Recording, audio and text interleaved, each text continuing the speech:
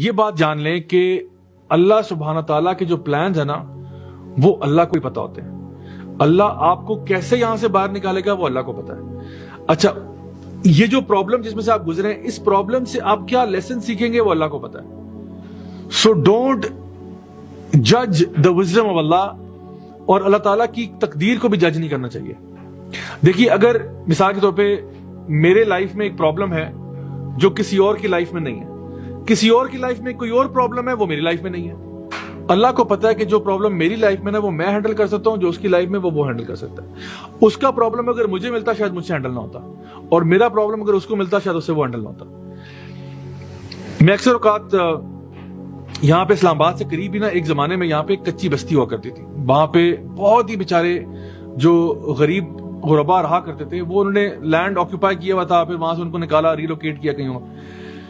تو میں دیکھتا تھا کہ گرمیوں کے مہینے میں نا تپتی دھوپ میں یہ بچے ننگے پاؤں چل رہے ہیں، اور میں دیکھتا تھا کہ یا اللہ، میں گاڑی میں بیٹھا ہوا، اے سی بھی آن ہے پھر بھی پسینے چھوٹ رہے ہیں.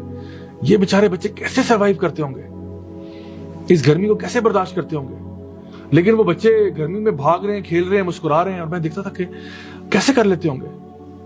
لیکن پھر میں نے جب غور کیا، میں نے کہا شاید ہو سکتا ہے کہ جو میرے پرابلمز ہیں وہ شاید ان کے لیے ہینڈل کرنا مشکل ہو. میرے پرابلمز یہ ہیں کہ مجھے اس دین کی بات لوگوں تک پہنچانی پڑتی ہے، مختلف جگہوں پہ جانا پڑتا ہے، ڈفرنٹ لوگوں کے ساتھ انٹریکٹ کرنا پڑتا ہے. ہر دفعہ یہ ضروری نہیں کہ لوگ خوشی ہوں آپ کی بات سے.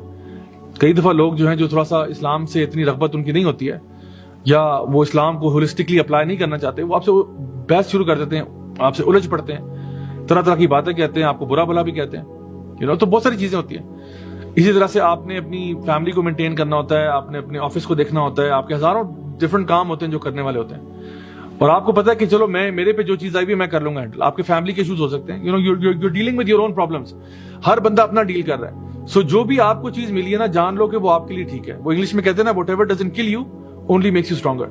جو چیز بھی آپ کو ختم نہیں کرتی نا، یقیناً وہ آپ کو طاقتور ضرور بنا دیتی ہے. تو ہمیں کم از کم یہ بات جو ہے دل میں بٹھا لینی چاہیے کہ جو مصیبت میرے پہ آئی ہے نا، یہ میرے فائدے کے لیے ہے. اس میں کوئی نہ کوئی خیر کا پہلو ضرور ضرور ضرور نکلے گا.